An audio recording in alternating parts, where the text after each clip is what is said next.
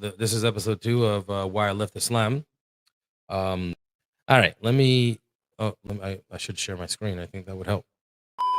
All right, let's get to it. Inshallah. I only watched a little bit of this, by the way.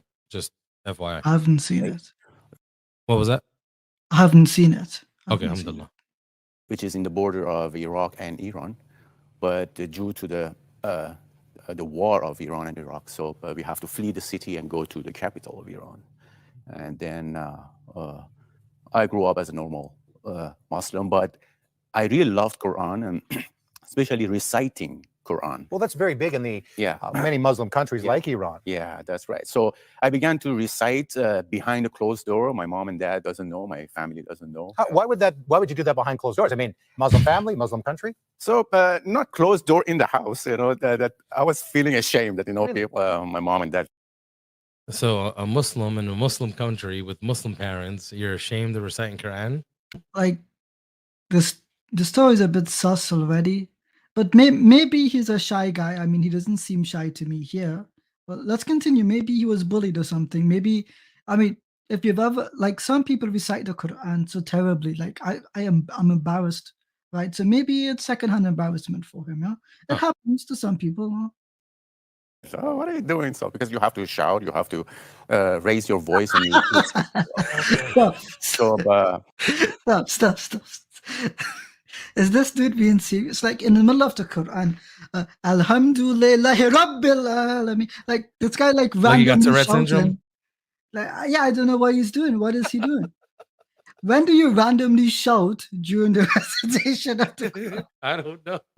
Are we reading the same book? I don't know. You know what's funny? I remember I was talking to you and I was asking you about the salah. And and I think I was talking about, beautifying the recitation. And then you were just kind of giving me a little bit of nasiha about it, saying that you shouldn't raise your voice, just, recite the Quran but you don't have to shout. Like, it's literally the opposite of what this guy is saying. Yeah. He says he's doing it behind closed doors because he was shy, but that he has to shout. Now, if you close the door and shout, it's two opposite things. Closed door privacy, shout not privacy. Like it's two opposite things. So already this guy is a top thinker. I can already see that, like the intellectual genius of the family. When I recite the Quran, then I began to also memorize the Quran. And then it's interesting when from the early childhood, I was saying something against Christian that I did. And by the way, guys, if you haven't done so already, share this out. If you have Twitters, subscribe. Subscribe. Hit the like button. Share it out with your Twitter feed or Instagram or whatever. Get it out there, inshallah. Maybe we get some more people in here, inshallah. Did not know. Beginning of every chapter of Quran, it says lam yalad wa lam yulad. It means stop.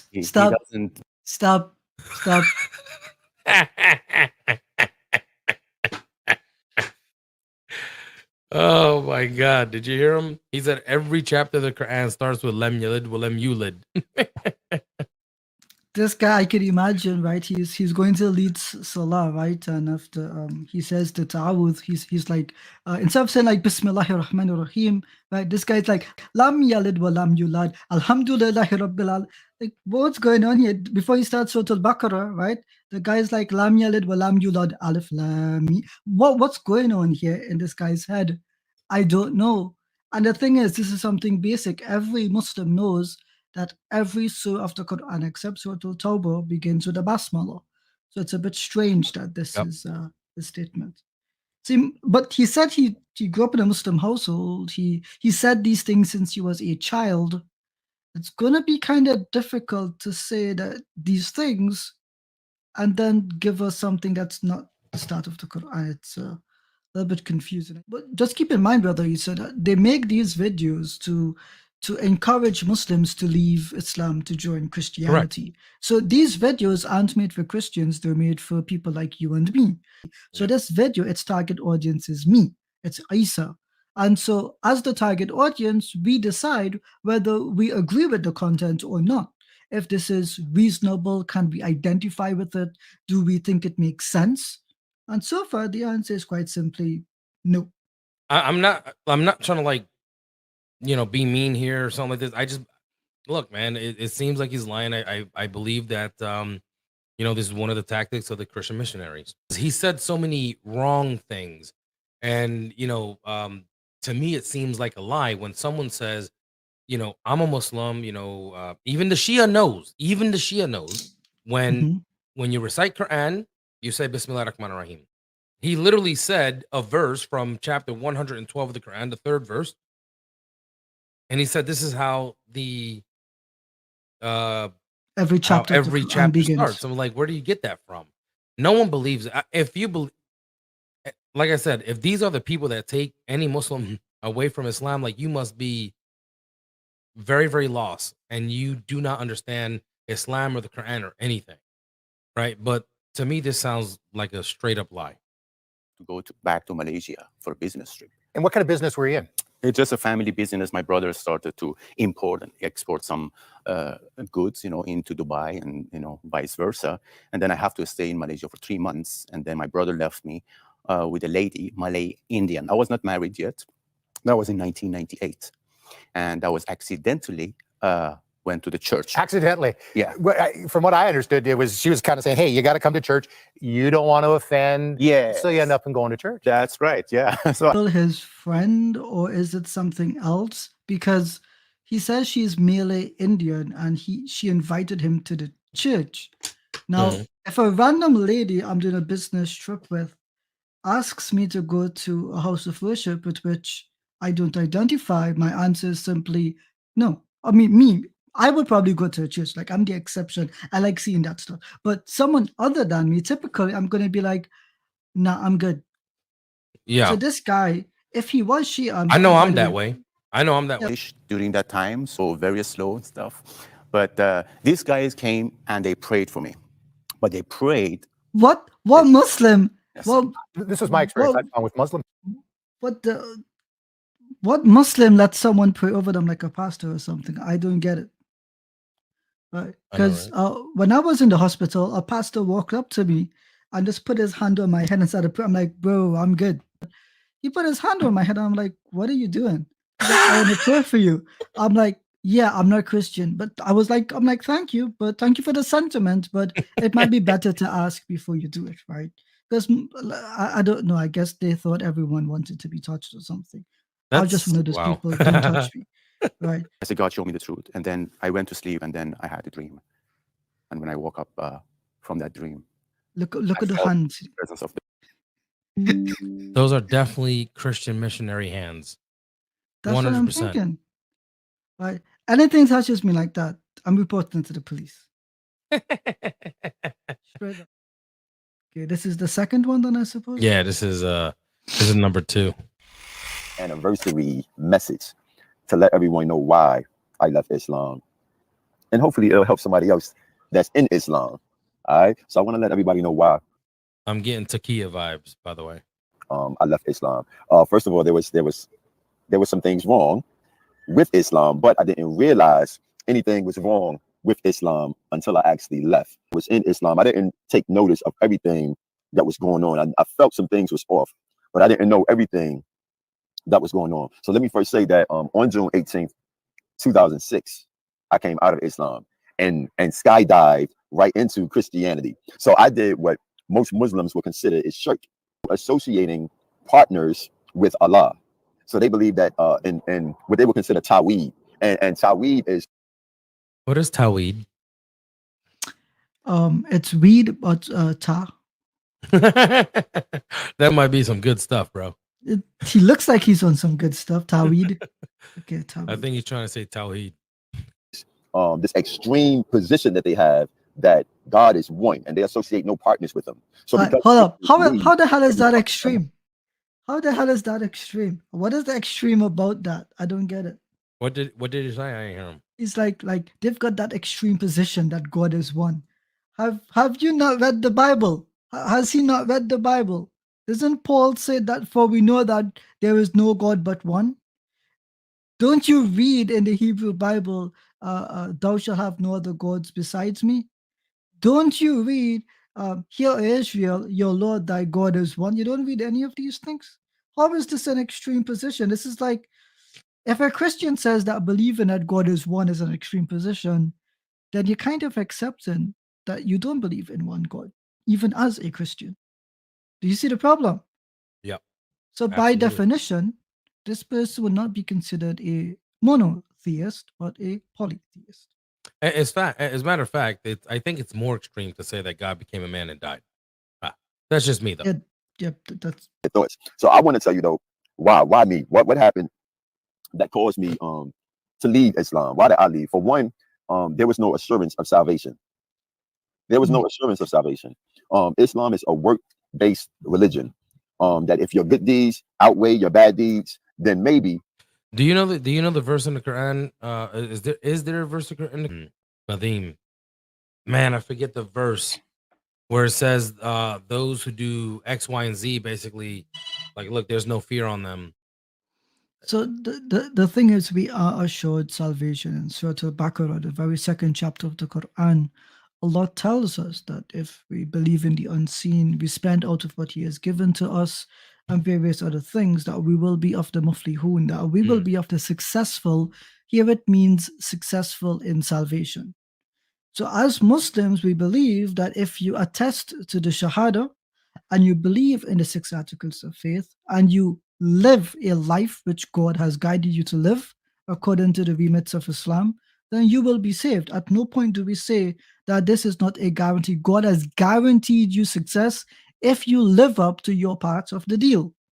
But just because you believe doesn't mean that God will cause you to always believe. You have to walk the talk. You can't just simply say you believe. And indeed, Allah tells us in the Quran, did you think that you would be left to say that you believe and that you will not be tested? He tells us this directly. Lastly, I think it's the Surah Al-Kawthar. Allah tells us that the Prophet sallallahu alaihi wasallam, he is the one that will be at that well of Al-Kawthar, and that is in Jannah. So we do have basic affirmation of where we will be and our success.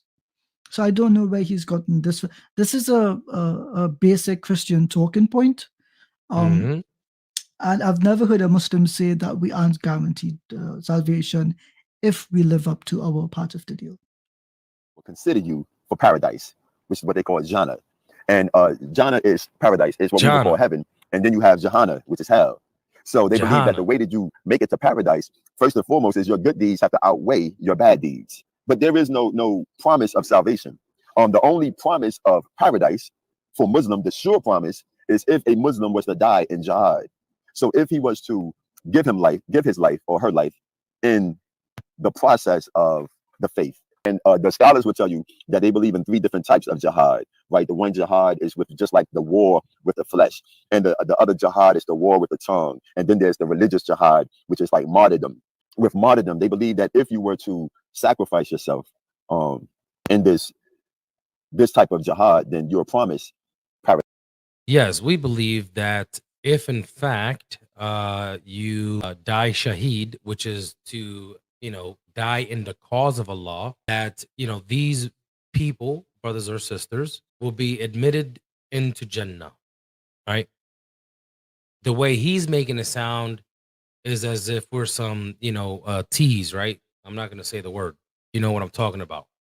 Like like someone is going to do something to cause harm to other people, innocent people, whatever, just dying in this cause, you're shaheed, you're good. No. This is absolutely wrong. We don't believe this whatsoever. We believe that if you are striving physically, right, jihad, if you are striving against, oppression, against tyranny and these sorts of things, and you die in this struggle, alhamdulillah, Allah subhanahu wa ta'ala will admit you into heaven, people who are shaheed, right? Look, the way he worded it is making it sound as if, these people, this is why people are, in the Middle East are going out there and, putting these things around them and doing boom booms on people, right? By the way, Christians believe in fighting as well. Just to be clear, a lot of people might not think that this is true, but Zechariah chapter 14, right? The believers will fight against the nations of the earth that assemble against Jerusalem. So Christians do believe in a violent reckoning, but this guy just seems to forget that. And by the way, a martyr, a shahada, one who testifies with his life for God, is a person who dies in a natural disaster as well. It's a person who Right. dies after speaking a word to a dictator, to a false ruler, something like this. So there are many cases by which one can become a shaheed, one who testifies with his life for the sake of God, to the truth of God. But it's not only reduced to fighting. And fighting is Right. one of them, but in fact, we're told that a shaheed who dies, right, a person who dies with the intention of receiving earthly glory, or that his name is mentioned, or that he gets some kind of position from his death, then he doesn't die with a sincere intention for Allah. And so, not everyone who dies is given this reward of being a shaheed. It's Right. only it's only something given to some people, not Right. everyone. So you're saying this is a matter of the heart that only Allah knows. It's a it's a matter of iman which only Allah can determine. One of niyyah, one of intention, one of i'tiqad, one of belief. And so what he reduces it to, I'll be honest, is like the Fox News headline version of Islam. It's not some, like, you can pick up any basic introductory book on Islam by Muslims, and I don't think you might even get the word jihad mentioned once or even twice for that matter. But we know that in the faith in Christianity, it's a difference. In Christianity, you do have that promise. You can know there is that assurance. John 3:16 says that God so loved the world that he gave his only begotten son, that whosoever believeth in him should not perish, but have Well, everlasting. Okay. So any Christian that reads this, Isa, I always ask them, believe in what? Because if Jesus is saying that you need to believe in him to get eternal salvation, Muslims believe in him. The Christian will say, no, not that way. So where does Jesus ever once in the Gospels teach you what is required for salvation? Not what is good for salvation, Mhm. not that which may benefit you, but that which is required to be saved. What does he teach about that? And Mm. nowhere. The answer is nowhere. And so I ask the Christians, how then can you tell me what John 3:16 actually means? Sorry, I And- interrupted you, brother. no, it's all good. As a matter of fact, there's only one person that I know of throughout the entire New Testament that he guaranteed paradise to. Can any Christian here tell us who this person is? Okay, inshallah. Let them One look for it. person. Okay. Oh, she got it right. Yes, She got it. That's the only person Yeah. that Jesus in the entire New Testament, the only person that Jesus said he will be with him in paradise. Right? And this guy didn't believe Jesus was God. Didn't have Correct. to believe that Jesus was dying for his sins. Didn't have to believe in Paul. Didn't have to believe in any of the Gospels. Didn't have to believe in a Trinity. Didn't have to believe that God was dying for his sins. Nothing. The only three things he said was that Jesus was the Messiah. We believe that. That Jesus was innocent. We believe that. And that Jesus is the king of his kingdom or the imam of his ummah. We also believe that. So the same things that Jesus said, the same thing that the man said to Jesus, and which Jesus then responded to as affirming true belief and salvation, it's exactly what Muslims believe. Yeah. But it's not exactly what Christians believe. Because you don't believe he's innocent. You believe he took on the guilt of the sins that we've done. So he's not the innocent one. He is the most sinful one. Already we have a difference here. Is that there was no internal change. Now, before I got into Islam, I was in the world. I was wild. I was crazy. I was targeting other people. You know, I was a predator, and I was doing a lot of stuff. I was gambling. I was fighting all the time. I was cursing, using profanity, talking about people behind their back, doing all the craziness. Well, after It's funny because Islam actually teaches us to stay away from everything he just listed. Islam teaches us to stay away from these things. 100%. And Christianity doesn't prohibit you from fighting, or doesn't prohibit you from gambling or drinking alcohol or doing weed or any of these things. It seems fine. and the Shahada is your declaration of faith. After I took my Kalima Shahada, I noticed that nothing changed. Now I picked up and started doing the prayers. I'm praying 5 prayers a day, but that didn't change me. I was still talking the same way. I was still cursing. I was still using the profanity. I was still talking about people. I was still lying. I suppose. So The thing is, when you pick up a faith, it's for you to follow the tenets. If you fall behind in following it, obviously it's not going to do what it's meant to do for you. In Islam, if you do what God commands you, you get change out of it.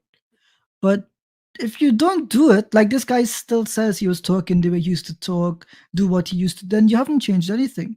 You've made a declaration, but you've not adhered to it.